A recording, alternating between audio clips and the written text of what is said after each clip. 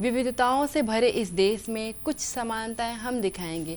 कैसा है भारत, श्रेष्ठ भारत, आज हम आपको बताएंगे।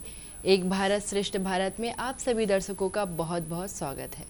आज के इस कार्यक्रम में हम बात करेंगे गुजरात और छत्तीसगढ़ की समानताओं पर। विस्तार से अगर मैं बताऊं तो हम हस्तशिल्प, आभूषण और वेशभूषा को लेकर डिस्कस करने वाले हैं।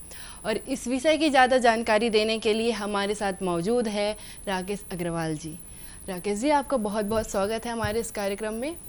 तो मेरा आज का पहला क्वेश्चन आपसे यही रहेगा कि छत्तीसगढ़ और गुजरात का पारंपरिक आभूषण क्या है? छत्तीसगढ़ और गुजरात दोनों प्रदेशों में आदिवासी जो कल्चर के आधार पे चांदी की जो गहने बनाए जाते हैं वो कल्चर करीब करीब समान है जी। फोक डांस करते हुए ये लोग अपना पूरा वेशभूषा और जितने आभूषण हैं, कान के, नाक के, गले के, पैरी, सारी चीज़ों को लगभग गुजरात और छत्तीसगढ़ में समान दोनों बनाए जाते हैं पुराने समय से अभी तक। जी जी।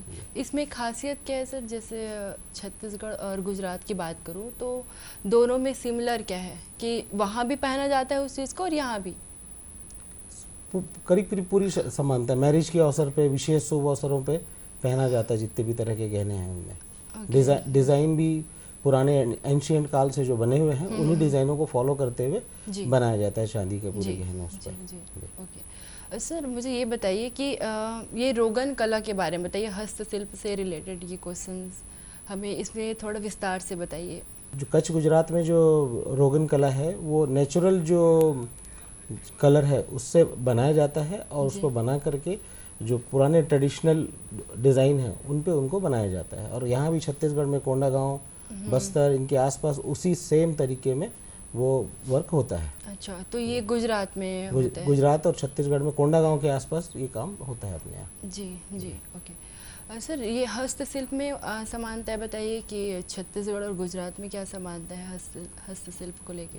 छत्तीसगढ़ में जो जितना भी हस्तशिल्प बनता है, पहला लकड़ी का जी, जो पूरा सागौन और खमार की लकड़ी पे बनाया जाता है जी। और दूसरा ब्रास का होता है, बेल मेटल का। वो ट्राइबल कल्चर के आधार पे जिस टाइम में पूरा घोटुल का जो सीन होता है, पूरा विलेज डांस करता है, खुशी मनाता है और वीकली लोग ऑर्गेनाइज करते हैं, उस टाइम पे पूरा जितने आभूषण है वो पहन करके वो ग्रुप डांस वगैरह करते हैं। और जिस तरह 5 स्टार पार्टियां होती है वैसा गांव में घोटुल का आयोजन रात के टाइम पे किया जाता है। और जो आभूषण है यहाँ पर, वो मैरिज होती है लेडी तो पूरा फ्रंट वाले पूरे पार्ट में चांदी का आभूषण बना करके वो पहनते हैं उसको। जैसे माथे और में लगा के, सर पर जेंट्स जो है पूरा वो गौर का सींग लगा करके और उसको साफा की तरह यूज करते हैं। ये और बस्तर ये तो हो गया हमारे बस्तर का। यही सेम कल्चर गुजरात में जितने वहाँ के जो ट्राइबल हैं वो उसी तरह से वो कॉटन के ड्रेस, चांदी के गहने ये पहन करके डांस करते हैं। गरबा के समय है, विशेष ओकेशन में है, वो उस टाइम पे वो लोग पहनते हैं। जी जी जी। तो आपने ये हमें इसके बारे में बताइए ना, रोगन कला के बारे में, ये कैसे बनता है? नेचुरल कलर बना करके उसको दीवार पे डिज़ाइनें बनाई जाती है और ट्राइबल जो कल्चर है उसके आधार पे बनाया जाता है जी। ओके। और उसमें कोई कोर्स नहीं किया जाता, वो स्वयं से पीढ़ी दर पीढ़ी बनाते जाते हैं। जी जी, बहुत ही अच्छी जानकारी दी आपने हमें रोगन कला के बारे में। तो सर, हमें ये बताइए कि हस्तशिल्प मैंने देखा है कि गुजरात और छत्तीसगढ़ में आजीविका का साधन है, वहाँ की महिलाएं इसी पे डिपेंड रहती हैं।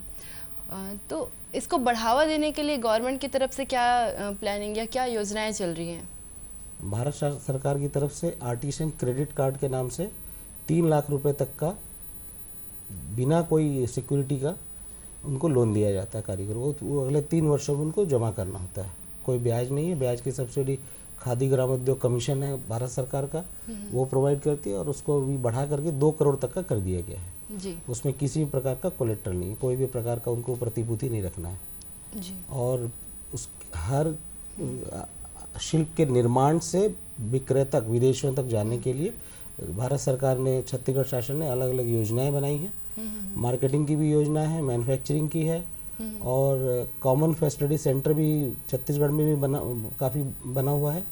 उस पर शिल्पी आते हैं, सुबह काम करके शाम को अपना जा सकते हैं। उनको ना बिजली लगना है, कच्चा माल के लिए भी रॉ मटेरियल बैंक की स्कीम है, उसमें भी भारत सरकार की स्कीम है और राज्य शासन के साथ सहभागिता के साथ काम कर रहे हैं। जी, तो इसमें युवा वर्ग के लोगों के लिए भी कुछ स्कोप है सर? युवा वर्ग के लोगों को भारत सरकार ने जयपुर में कला के इसमें डिग्री कोर्स है 3 वर्षों का, उसको स्पॉन्सर करके वहाँ पर उनको बैचलर ऑफ फाइन आर्ट्स का कोर्स करा रही है, जिसका लगभग 8 लाख रुपए फीस होता है। वो पूरा छत्तीसगढ़ शासन वहन कर रही है और उसके बाद इसको रोजगार देने का भी काम छत्तीसगढ़ शासन कर रही है।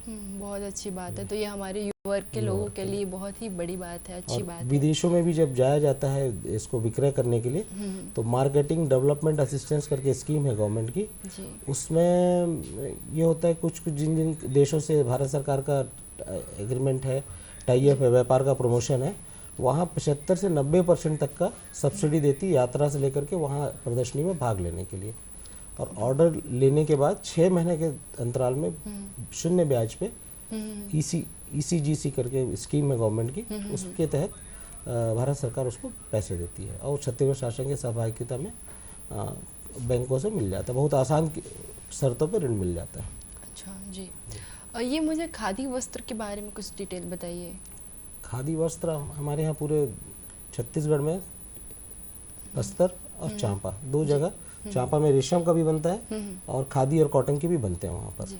बस्तर में बनता है, कोसा सेंटर था और काफ़ी बड़ी मात्रा में खादी कोसा का दोनों का कपड़ा हमारे यहाँ बनाया जाता है और बनने के बाद उसके ड्रेस मटेरियल में उपयोग है उसका, और साड़ी के रूप में है, साड़ी में बस्तर आर्ट का पेंटिंग भी बनाया जाता है और यहाँ से विदेशों में काफ़ी मांग है। विदेशों में हम लोगों ने भी पूरा शिल्पियों का समूह बना करके करीब 2002 से हम विदेशों में निर्यात कर रहे हैं जी। ये खादी वस्त्र भी और हैंडीक्राफ्ट और फर्नीचर पूरा अमेरिका UK सब जगह जा रहा है और इनको बनाने वाले जो भी शिल्पी हैं वो बस्तर से ही हैं और दोनों मतलब बनाने वाले सब शिल्पी बस्तर से ही और बना करके उसको भेजा जा रहा है। जी, अच्छा, तो सिर्फ एक पर्टिकुलर बस्तर ही के लोग ये करते हैं कि बाकी और भी? ज़्यादा जो क्राफ्ट है छत्तीसगढ़ का बस्तर में ही है, अच्छा, वहीं के लोग ही ज़्यादा हस्तशिल्प को।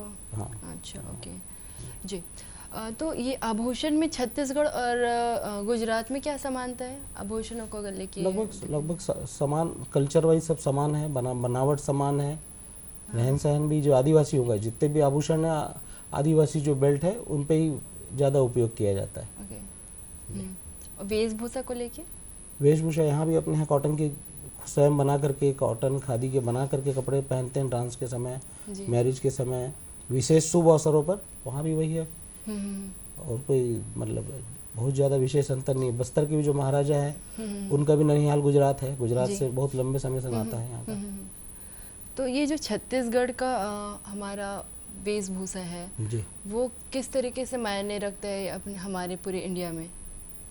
छत्तीसगढ़ कल्चर का वेशभूषा कल्चर बहुत विशेष है जी। पूरी तरह से ग्रामीण परिवेश पे आधारित है और वो जिस प्रकार से रहते हैं, अलग अलग 7-8 जोन हैं, जिले के अलग अलग पार्ट हैं छत्तीसगढ़ में, कोंडागांव है, कांकेर है, वो अलग अलग रंगों के उनकी फिक्स वेशभूषा है जी। और पूरा वेशभूषा भी जो बनाया जाता है उन पे कोड होता है कि बुजुर्ग है तो उसका बड़ा पट्टा होगा, छोटा बच्चा है 18 साल से कम है तो कोड होता है, उससे आपको मालूम पड़ जाएगा, पट्टे बने रहते हैं और पूरी चीज़ें जो भी यहाँ वस्त्र निर्माण होता है वो छोटे छोटे गृह उद्योग के रूप में होता है। इसका पूरा विदेशों में भी निर्यात है जी। और गुजरात में भी जितना जो कपड़ा है और वहाँ पर बहुत सारे कपड़े पे भी वर्क होते हैं, कौड़ी का वर्क होता है, वो गुजरात में भी होता है, हमारे यहाँ भी होता है कौड़ी का शिल्प। वैसे ये देन गुजरात की है ना, कौड़ी की जो देन, कौड़ी वाली शिल्प वहाँ की है और वहाँ से काफ़ी लोग माइग्रेट होके बस्तर के महाराजा वैसे वहाँ की देन क्यों है ये कौड़ी? उपलब्ध कौड़ी जो है समुद्र इलाके में उपलब्ध रहता था जी।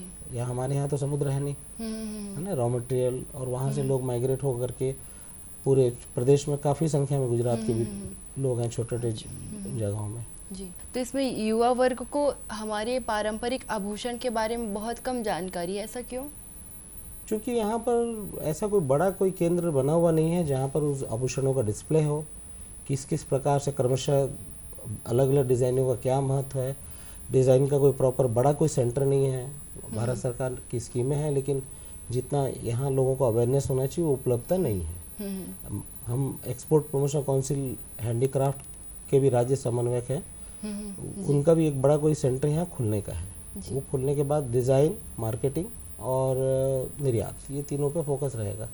और कमी यहाँ कुछ भी नहीं है, जो छोटे छोटे डिज़ाइन की जानकारी और मार्केट की जानकारी की कमी है।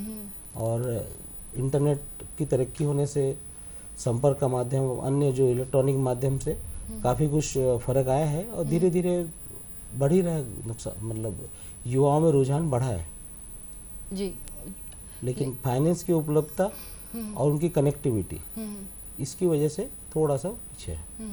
तो क्या कहना चाहेंगे युवा वर्ग को कि हमें वेशभूषा और आभूषण के बारे में नॉलेज होनी चाहिए, हमारी पारंपरिक है ये। तो जितने भी अपने युवा वर्ग हैं उनको, राजधानी है रायपुर, यहाँ पर कोई छत्तीसगढ़ हाट के नाम से काफ़ी बड़ा एरिया बनाया हुआ है, वहाँ कुछ कार्यक्रम हैं, उन पे भाग लें। बैंकों पे सारी स्कीमें उपलब्ध है, ऑनलाइन मिनिस्ट्री ऑफ टेक्सटाइल के अंडर में आता है, उनकी वेबसाइट पे भी जितनी स्कीमें हैं, शुरू से लास्ट तक का, 5 वर्षों तक का, शिशु से पूरा बड़े होते तक का, सरकार उसमें मदद करती है। ये गुजरात का कच्छ जिले में चांदी के आभूषण काफ़ी प्रसिद्ध है, इसके बारे में मुझे बताइए। जो लोग अपने हिसाब से आभूषणों का निर्माण करते हैं, सेम वैसे ही यहाँ पर छत्तीसगढ़ में बनता है। छत्तीसगढ़ी लोग भी पहनते हैं, बस्तर के आदिवासी भी पहनते हैं। अच्छा, क्यों प्रसिद्ध है ये चांदी के आभूषण? पुरानी जितने भी समय, राजस्थान, गुजरात, चांदी ही पहला माध्यम था इस धन को स्टोरेज करने का, आभूषणों के माध्यम से स्टोर किया जाता था। और कल्चर आधारित अलग अलग क्षेत्रों में अलग अलग बनाया जाता है। जी, तो गवर्नमेंट की तरफ से और क्या योजनाएं चल रही है सर? बहुत सारी योजनाएं हैं मैडम, हर शुरुआत से लेकर के, मतलब पहला योजना है कि आप घर से निकलते हैं तो पहला ज़रूरत होता है कि कच्चा माल। जी, कच्चा माल के साथ साथ होता है कि उसकी मार्केट में डिमांड क्या है, कनेक्टिविटी क्या है। और शिल्पी बहुत हैं, छत्तीसगढ़ में भी बहुत हैं, गुजरात में भी बनाने वालों की संख्या कमी नहीं है। और भारत सरकार एक पंजीकरण करती है शिल्पियों का, उसके बाद बैंकों से फाइनेंस के लिए लिंकेज करती है। जी, और छोटे छोटे शॉप बना के भी गवर्नमेंट दे रही है, जिसको वो बैठ करके विक्रय करने का प्रयास भी कर सकते हैं। और आने जाने से लेकर के प्रदर्शनियों में जाने आने में भी छत्तीसगढ़ सरकार और भारत सरकार भी काफ़ी उसमें खर्च करती है। आने जाने का पैसा निःशुल्क होता है पूरा, जी, TADA के फॉर्मेट में देती है गवर्नमेंट। अच्छा जी। प्राचीन समय से लेके अब तक ये आभूषणों में और वेशभूषा में क्या बदलाव आए हैं? कोई बदलाव नहीं है, सिर्फ बनाने के तरीके और उसका प्रेजेंटेशन में अंतर आया, बाकी कोई बदलाव नहीं आया। जो डिज़ाइन, जो पुरानी डिज़ाइनें चल रही थी, उसी डिज़ाइन को वापस 15-20 साल, 25 सालों में वापस वो डिज़ाइन वापस रिपीट हो रहा है। लेकिन पहले जो पहना जाता था वो शायद अब कम अब के युवा वर्ग नहीं पहनते हैं, लेकिन स्टोरेज के रूप में लोग कलाकृति संग्रह के रूप में जो जितने भी आभूषण उसको संग्रहण के पार्ट में बनवाते हैं, लेते हैं। यहाँ भी उपलब्ध हैं, काफ़ी जगह उपलब्ध हैं, पुराने जितने पहरी हैं आभूषण दिखते हैं। जी, तो क्या कहना चाहेंगे कि युवा वर्ग को पहनना चाहिए, हमारे इस पारंपरिक आभूषण वेशभूषा को जिंदा रखने के लिए क्या करना चाहिए? विशेष अवसरों पर तो यहाँ भी युवा वर्ग, जैसे यहाँ पर अपने यहाँ पंडवानी होता है, उन पे लोग पहनते हैं। मैरिज वगैरह के अवसर होते हैं, उस पर पहना जाता है। विदेशों पे लोग जाते हैं, वो अभी भी प्रधानमंत्री मोदी जी गए तो विदेशों में भी जो लोग हैं वो यहाँ के आभूषणों को, डांस को, कल्चर को वहाँ फॉलो करते हैं, और इसको व्यापार के रूप में भी, और पुरानी जो हमारी परंपरा है उनको पुनर्जीवित या जीवित रखने के लिए भी लोग प्रयासरत हैं। जी, ये गुजरात जिले में महिलाओं के द्वारा पहना गया बाजूबंद के बारे में मुझे कुछ बताइए। पुराने समय से सारी चीज़ें, कमरबंद है, बाजूबंद है, राजस्थान में बोरला है, सारी चीज़ें पहनी जाती है। मैरिज के अवसरों पे जितनी भी ये जो गहने हैं उनका सबको उपयोग में लिया जाता है। जी, जी। और आखिरी लक्ष्य कल्चर को संग्रहित करना है, उसके साथ साथ धन का भी संग्रहण है कि इमरजेंसी आवश्यकता में इनको उपयोग में लिया जाए। जी, और इन्हीं डिज़ाइनों को कपड़े में, इन्हीं डिज़ाइनों को लकड़ी में, इन्हीं डिज़ाइनों को वॉल पे बनाया जाता है। जो पुराने आभूषणों में डिज़ाइन होती थी, वर्क होता था, उन्हीं डिज़ाइन के आधारित पत्थरों में यहाँ आज भी हो रहा है वर्क।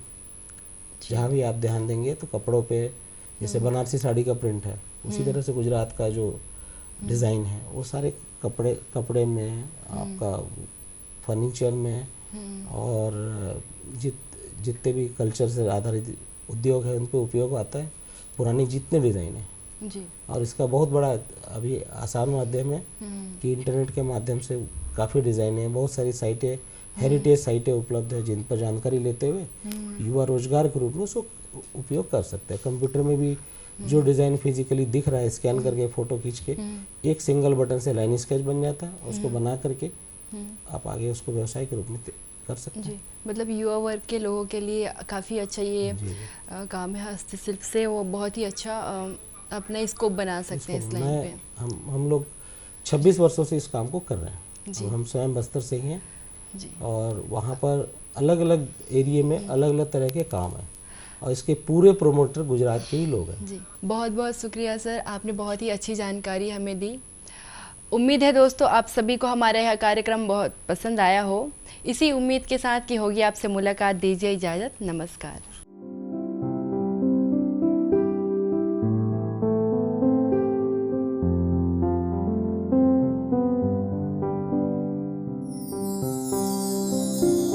एक भारत श्रेष्ठ भारत मेरा भारत देश है, एकता व शांति का ये स्वरूप है। भारत श्रेष्ठ भारत मेरा भारत देश है, एकता व शांति का ये स्वरूप है। संस्कृति है जिसकी दौलत शान अनेक है। ऐसा देश है मेरा देश है, सबसे श्रेष्ठ है। ऐसा देश है मेरा देश है, सबसे श्रेष्ठ है।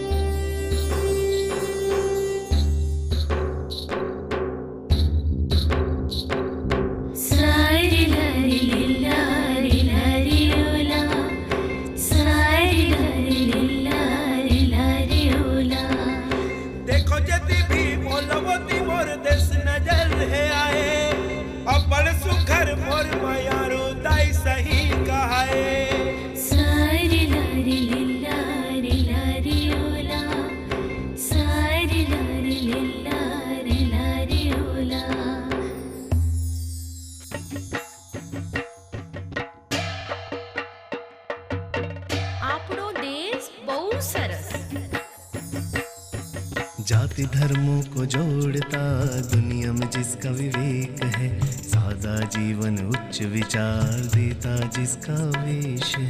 गंगा यमुना सरस्वती जिसमें कीजिए एक है, गंगा यमुना सरस्वती जिसमें कीजिए एक है। हिमालय की चोटी गाए जिसके गीत अनेक है। ऐसा देश है मेरा देश है, सबसे श्रेष्ठ है। ऐसा देश है मेरा देश है, सबसे श्रेष्ठ है। दिर दिर ताना दिर दिर ताना दीन ता दीन ताना दिर दिर ताना दिर दिर ताना दीन ताना। साडे देश दी शान बड़ी वक्री है। साडे देश दी शान वक्री, साडे देश दी शान वक्री, साडे देश दी शान वक्री। भारत श्रेष्ठ भारत मेरा भारत देश है, एकता व शांति का ये स्वरूप है। संस्कृति है जिसकी दौलत शान अनेक है। ऐसा देश है मेरा देश है, सबसे श्रेष्ठ है। ऐसा देश है मेरा देश है, सबसे श्रेष्ठ है।